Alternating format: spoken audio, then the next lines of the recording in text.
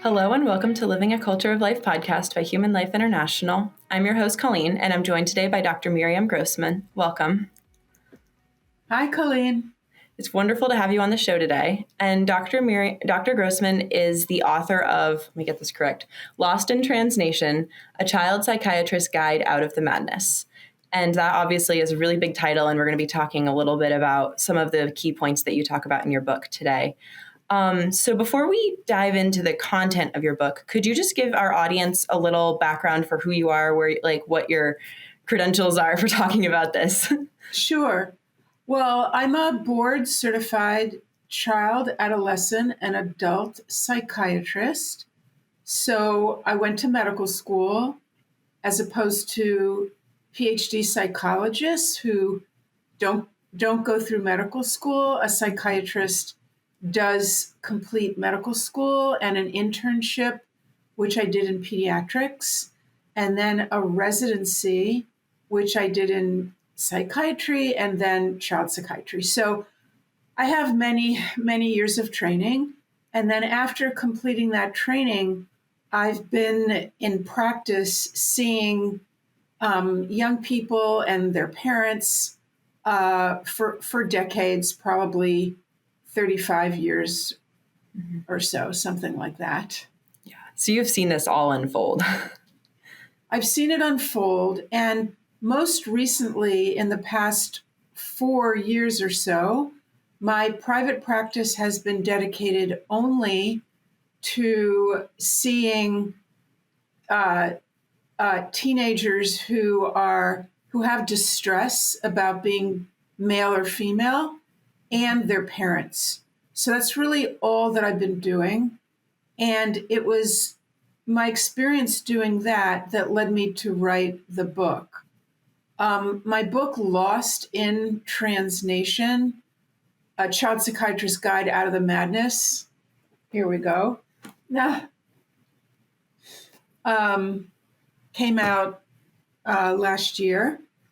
And while it is primarily for parents, it really, I believe, should be read by everybody because this is such a massive issue right now in our society, in culture, and it's being pushed in a very aggressive manner to all of us, but especially to children, that people really must understand what it's all about. Where did the ideas underlying gender ideology come from?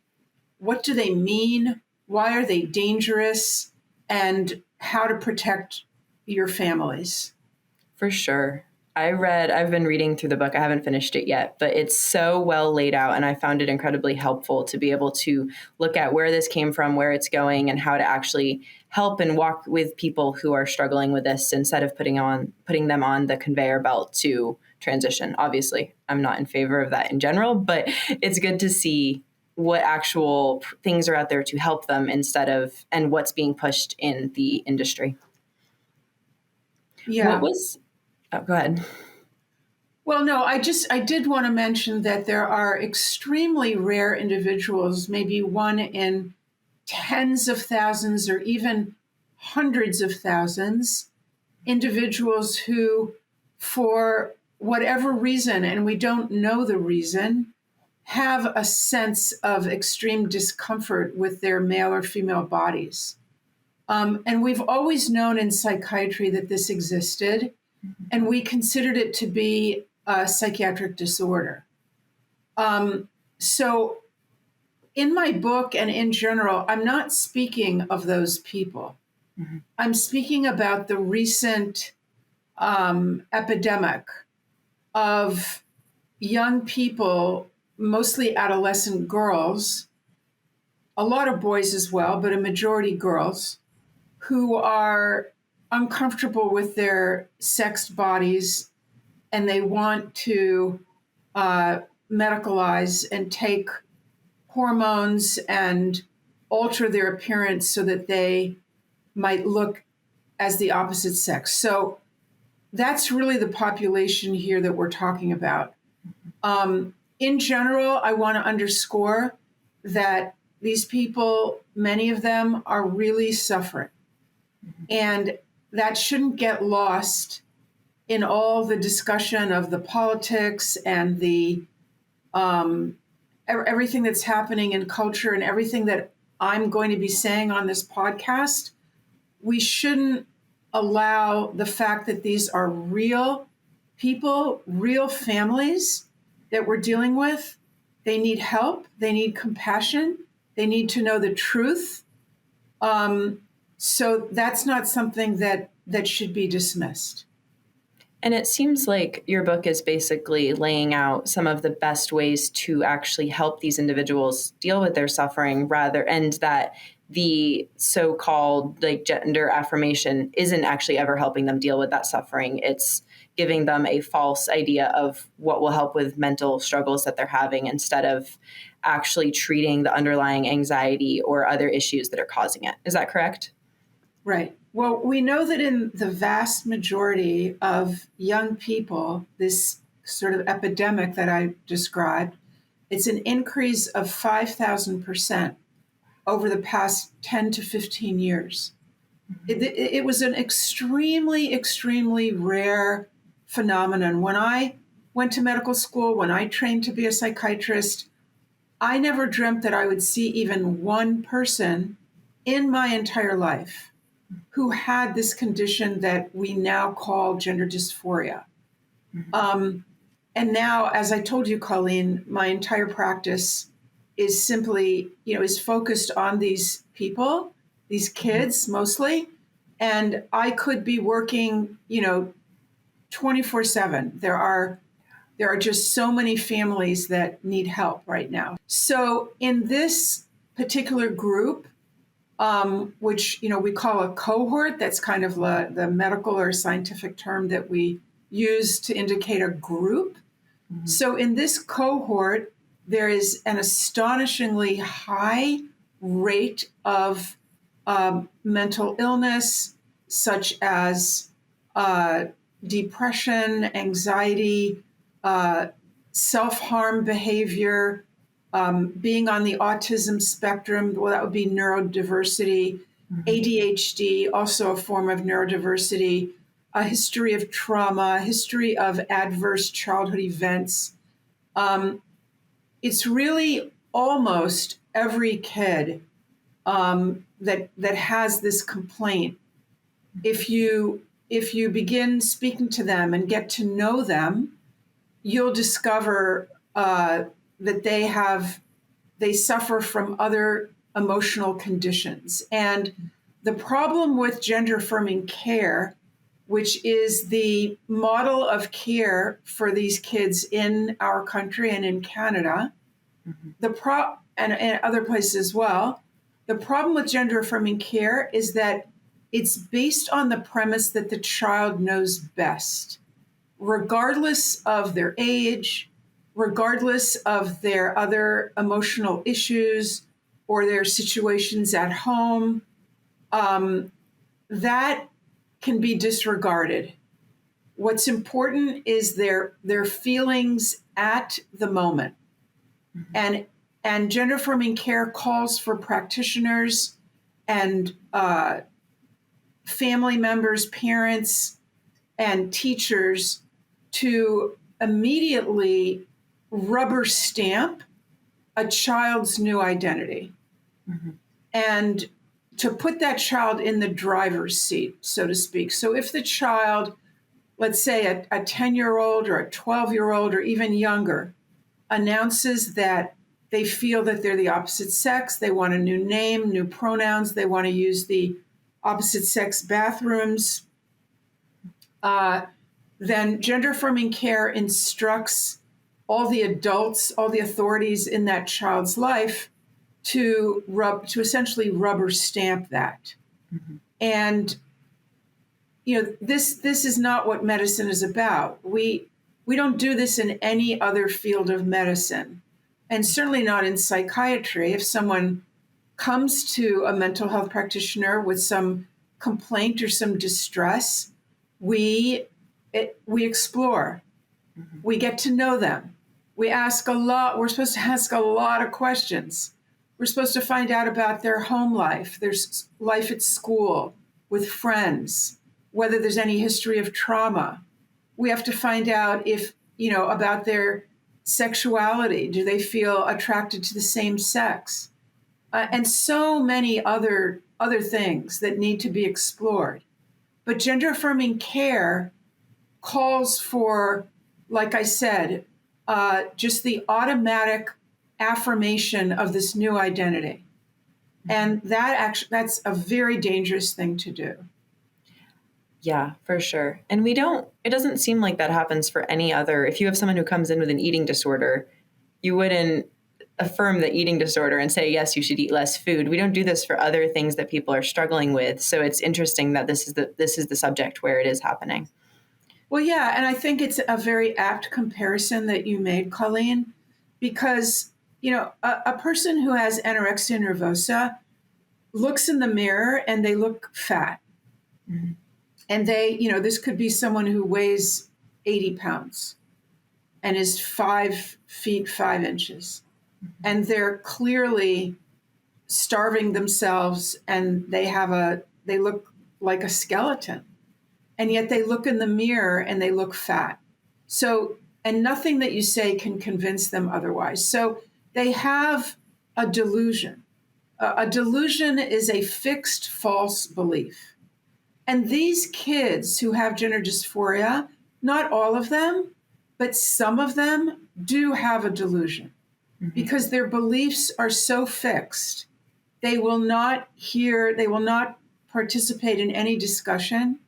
They don't want to hear any possible other idea about their condition and what it may mean and where it may have come from.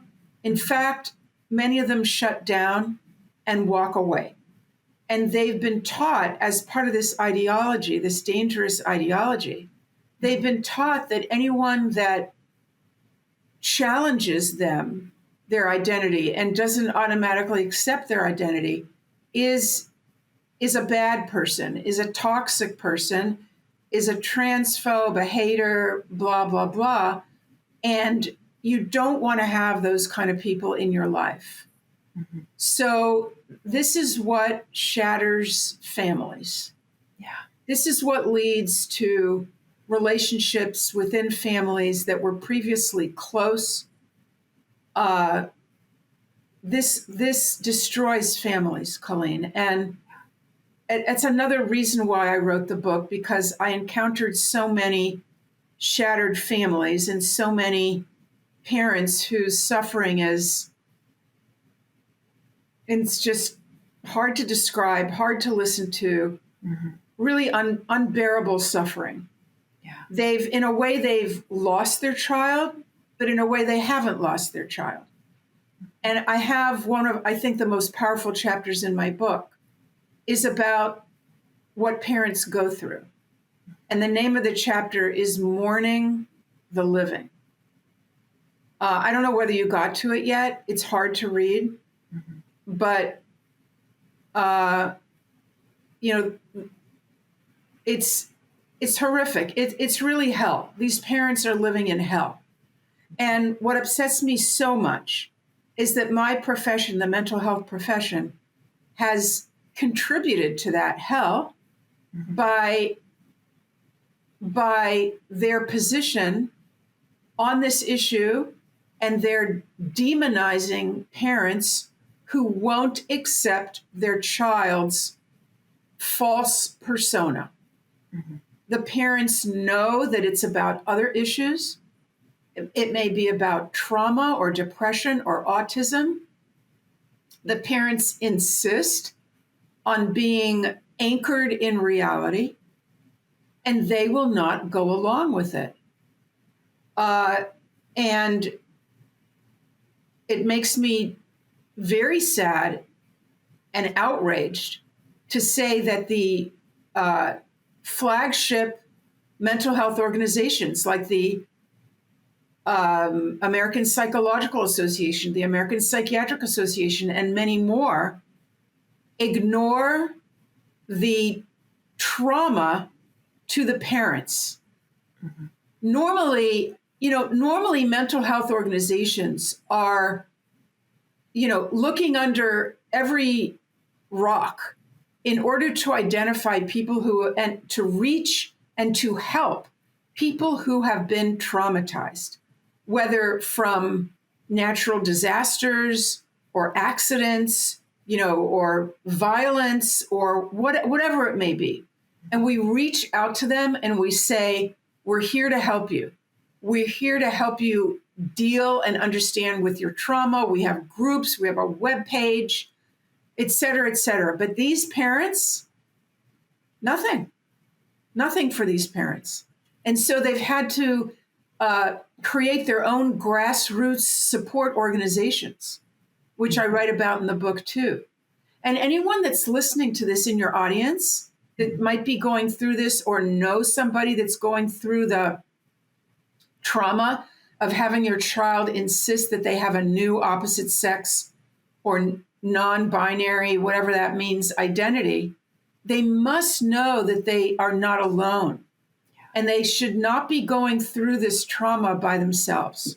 There's so much help out there. And I'll just give you the name of my website. Mm-hmm. Okay, my website is miriamgrossmanmd.com. And on there, there's a really lot of good material, but there's a resource page with a long list of websites and organizations and other material that can be of great help to parents. Yes. Not only parents, grandparents, aunts, uncles. And I'll put a link to that in the description of this as well, so people can go there. I was impressed by, in your book, you have the list of everyone who helped contribute and all the parents, and it was just names after names grouped by different states. Or I'm not sure if they were grouped by state or by name, but it was just impressed me how many people have stories from all over the country and all over the world about this. Yeah, what you're talking about there is that I dedicated the book to parents of ROGD kids, which means rapid onset gender dysphoria, which is a description of the current condition that these kids have. So mm-hmm. I've talked and dealt with hundreds and hundreds of parents, and I wanted to dedicate the book to those parents. And so I list 500 parents from 17 different countries. Yeah, it's so sad. And that's obviously a small representation of everyone who's going through this right now. Yes. And it was really struck home that nobody's alone, that this is something that people are experiencing all over, and that there are other parents out there who have gone through this and understand. So, for any parents who are listening, a lot of times if their child is experiencing something like this, a lot of medical professionals will say that gender-affirming care is evidence-based, or this is what the research dictates. Could you explain just some brief points for listeners why that's not true? My pleasure. That's like all I'm doing at this point in my life, is explaining why gender-affirming care is not evidence-based, and why if you come across a practitioner that states that they follow the recommendations of gender-affirming care, mm-hmm. you want to politely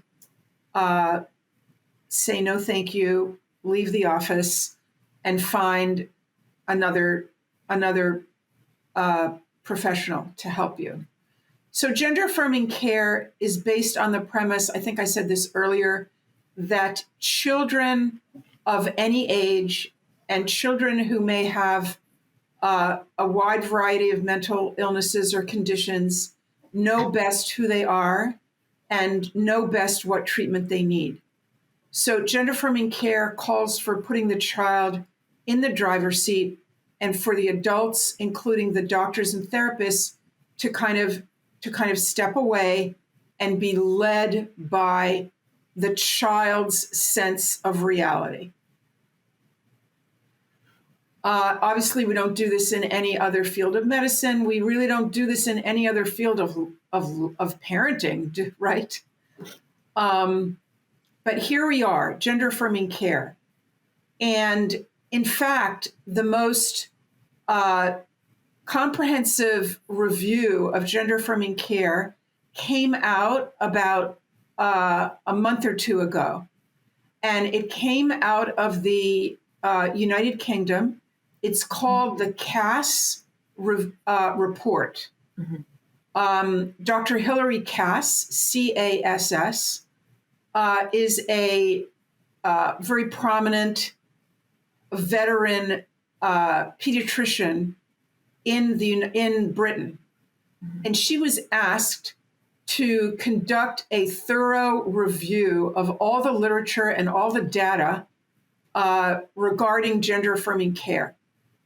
This was a massive, massive project. It took 4 years, and her final report is 400 pages long. She worked with a team of researchers at York University, and honestly, I've never seen anything like this. I have never seen a subject in medicine dissected and analyzed and taken apart in such incredible detail, with the goal of simply answering the question, what is the best way to help these young people? Now, the reason why Dr. Cass was asked to do this is because in England, they had one central gender clinic for minors in London called the Tavistock Gender Identity Disorder Service. And they were the busiest clinic in the world for minors with gender dysphoria. They saw thousands and thousands of kids since opening in 1989. Now, when they first opened in 89, 90, early 90s, they were seeing, Colleen, listen to this, they were seeing about 10 kids a year. 10 kids a year.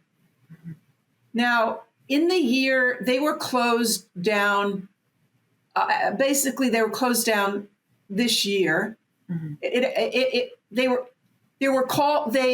Well, I won't get into all the details. Anyway, by the time they were closed down, they had something like, if you count the waiting list of kids waiting to get in, something like, I think it's 5,000 referrals a year.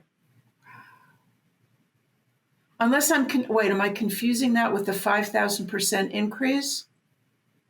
There were thousands and thousands of kids being referred to the point that the waiting list was 2 years long.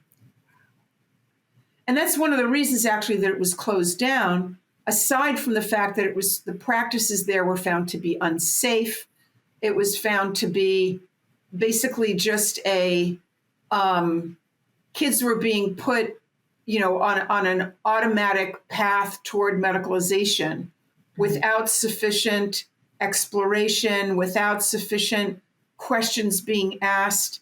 And they had such a crisis there at the Tavistock Clinic, and that the therapists there were so upset about being pressured to send the kids for hormones that 30 of them resigned in protest. So it was a huge calamity. It was covered in the press extensively in the UK, not so much here. Here it was covered by the, guess what? The conservative press. Okay, but this was really like a national medical calamity. And there's just, I don't know the number of lawsuits that are being brought against this clinic.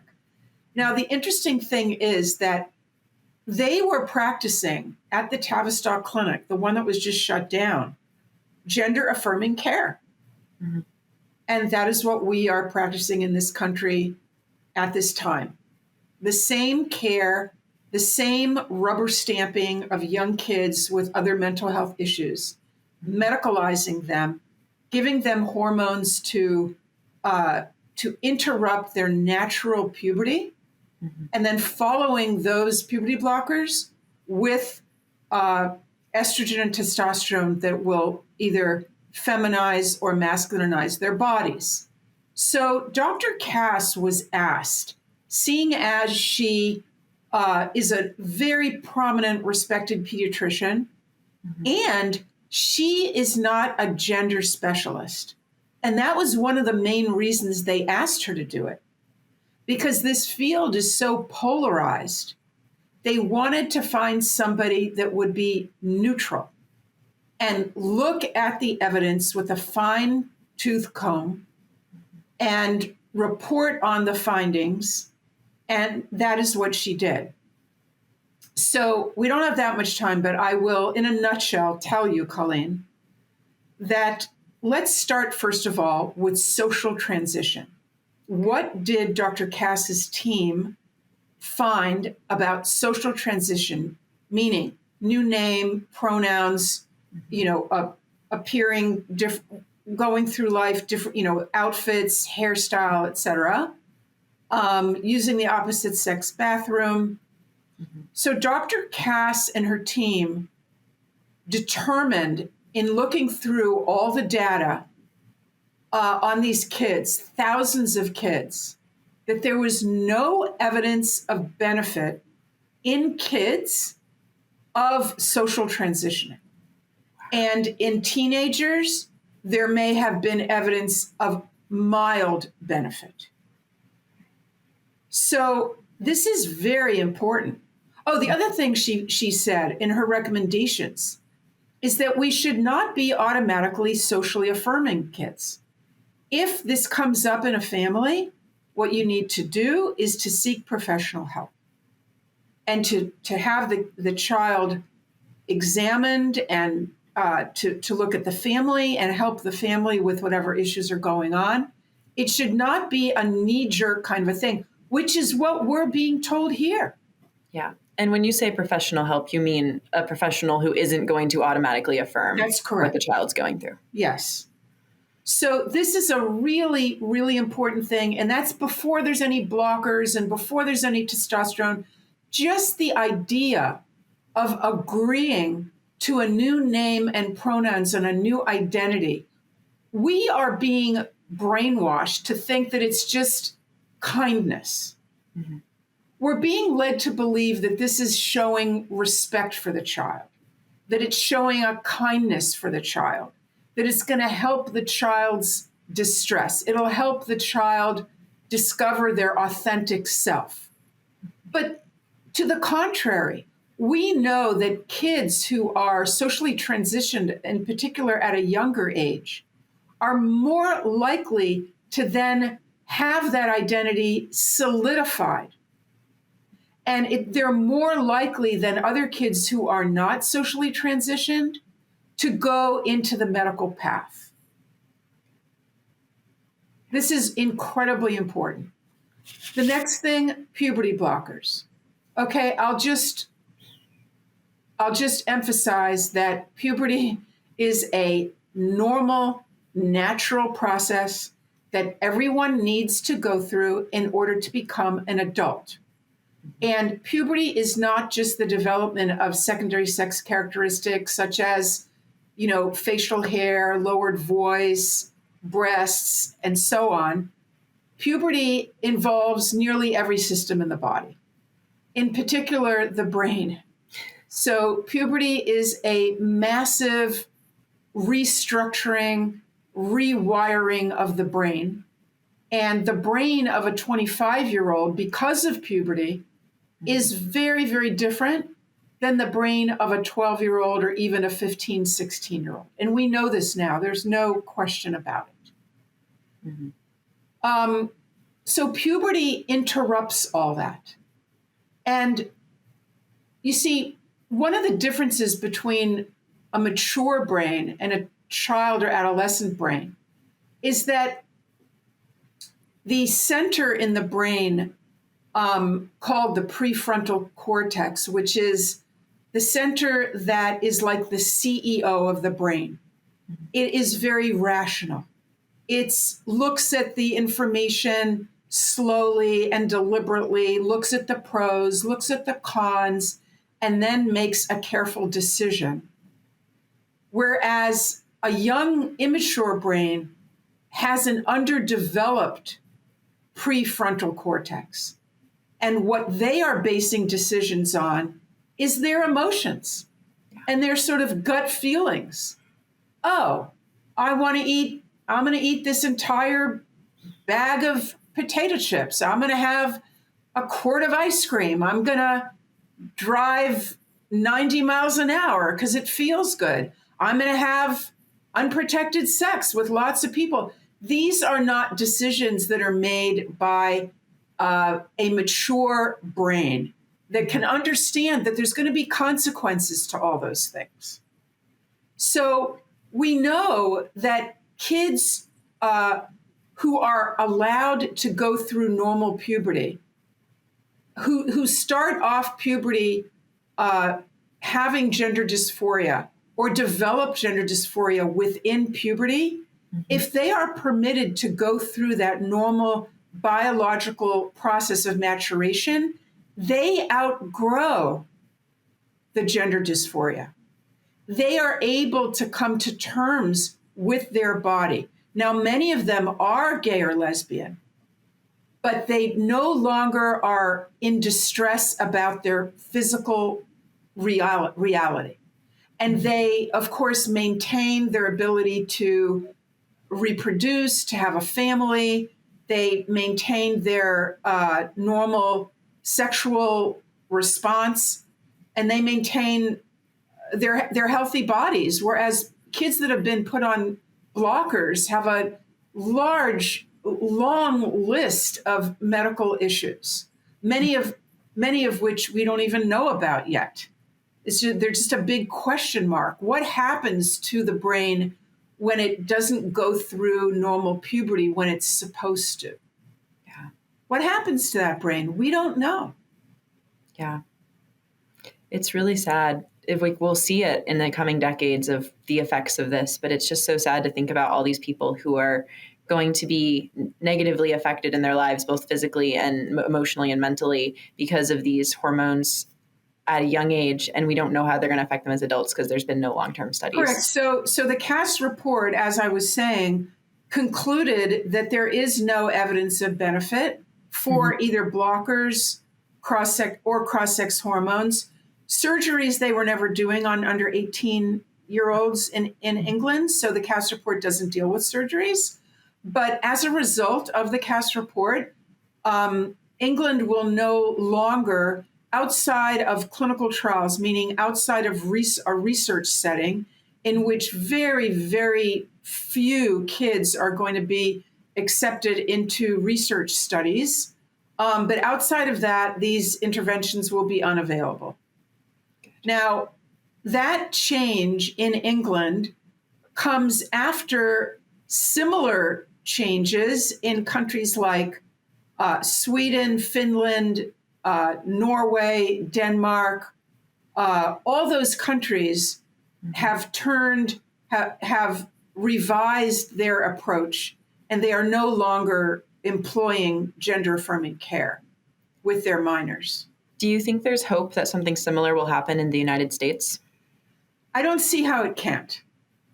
So I'm actually very optimistic at this time. A year ago, I was not. But there's so many things have happened. And the CAST report is only one of them. But it's a big one. It's a really big one. So yeah, I am hopeful. Of course, even if it's harder for young people to gain access to these medical interventions, they're still going to be indoctrinated with the ideology, indoctrinated with the idea that there's no such thing as male or female, that those are, that the idea of men and women, the idea that humanity is divided into these two categories is an idea that came from straight white men, invented this idea, and that it's an oppressive idea. It's a wrong idea. and that there's a spectrum between, male and female, and that a person can move along that spectrum at any time of their life, and so on and so forth. So this is a dangerous ideology because it's not based on truth. Mm-hmm. Very, very confusing to kids, especially young kids. So parents do need to be vigilant. They need to discuss gender with their children from an early age. Don't wait until your 13-year-old comes home and, drops the nuclear bomb at dinner that he's no longer your son, he's your daughter. That's, I explain in the book what to do when that happens as well. Mm-hmm.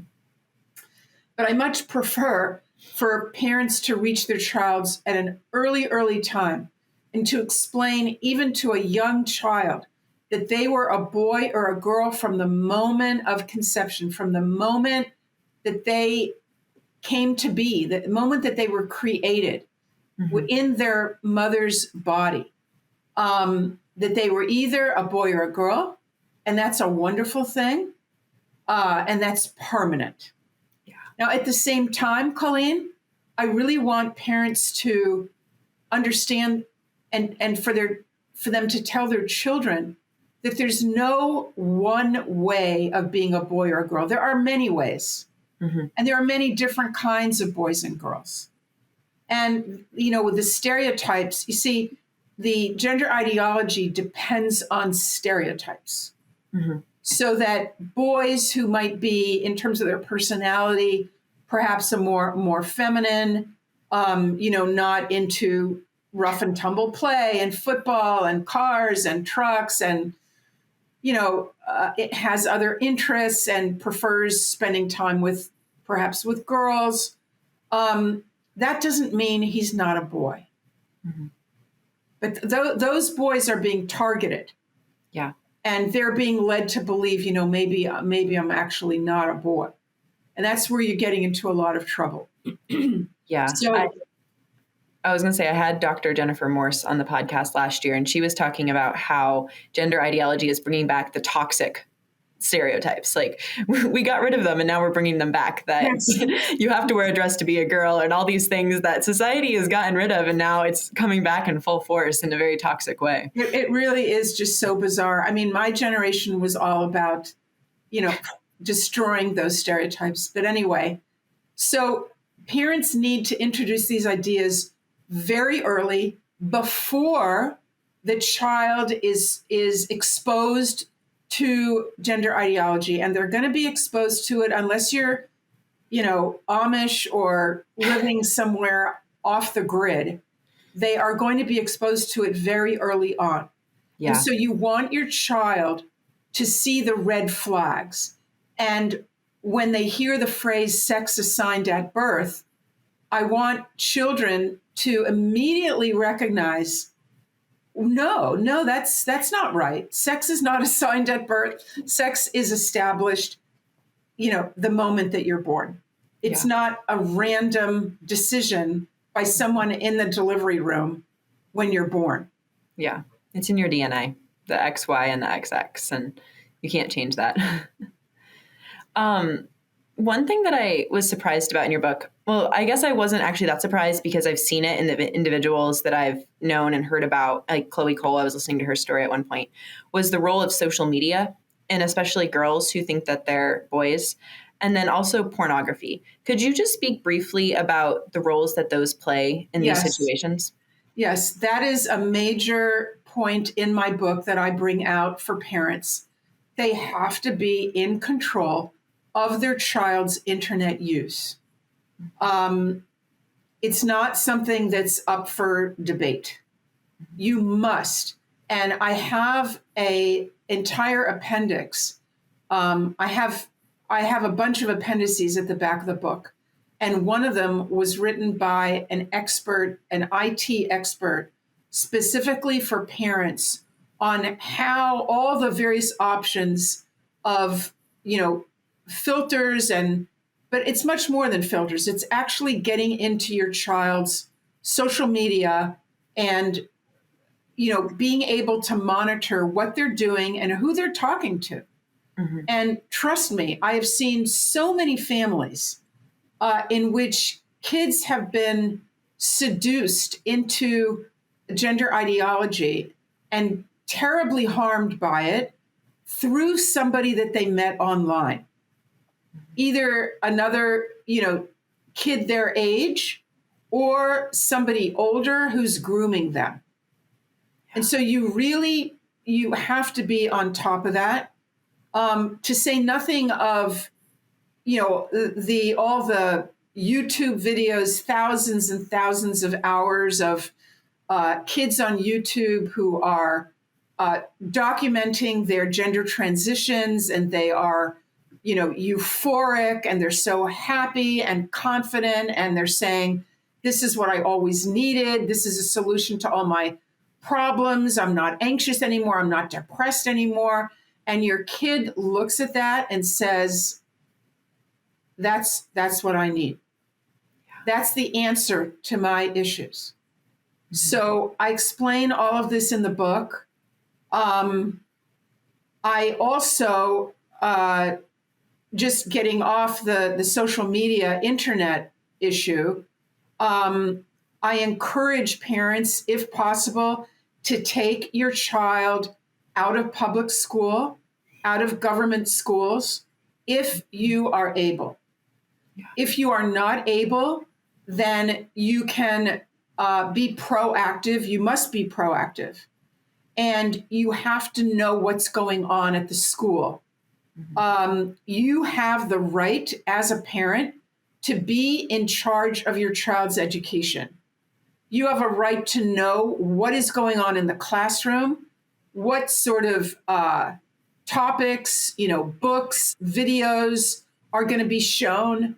What are the assemblies going to be about? What are the there's clubs at school that may entice your child. You have a right to know about that your child is a member of these clubs. You have to really watch out for schools because unfortunately, this, Colleen, and probably your audience does too. There are activists in our schools that are only too happy to come between you and your child. Mm-hmm. And very young as well. I remember Ryan Anderson, I listened to a talk he gave, and he was talking about how it's kids as young as 4 are being told about the gender unicorn and how gender is fluid. And that was 6-7 years ago that I heard him speak. Well, now, right. So forget about 4 or 5 years old. Let's talk about board books. So, a board book is to be read to a child who, who's what, 1 or 2, board books are basically for babies. Yeah. So they have board books now that tell children that you cannot know if someone is a boy or a girl unless you ask them. And that when you were born, these are what kids are told, when you were born, the grown-ups made a guess. And that guess may have been right or it may have been wrong. That's what's going on. So you can't be too careful. You shouldn't think that it's not happening in your area because it is. Yeah. And, the ideal really is to get your kid off social media, to not give your child a smartphone. That's not always possible, although if you are part of a community and all the parents decide to do that and to have that policy, it becomes feasible to do that. No smartphones. It's such a good, there's just, even this issue aside, there's been so many studies coming out about how bad social media and smartphones and screens are for kids developmentally and emotionally. So it's a good decision across the board, it seems to me, except for obviously it's good to be able to have a means to communicate with your child if they're off somewhere. But aside from that, and you can do that with something that's not a smartphone. But, yeah. So the earlier that you start, the better. There are incredible books that affirm a child's sex, affirm a child's biology, even for little kids. And I have some of them on my website. Beautiful, beautiful books, actually. And I encourage parents to purchase those for your children, and to also, you don't have to read. I did an audio version of my book, and I did the narration myself, which was actually great, very, very interesting thing for me to do.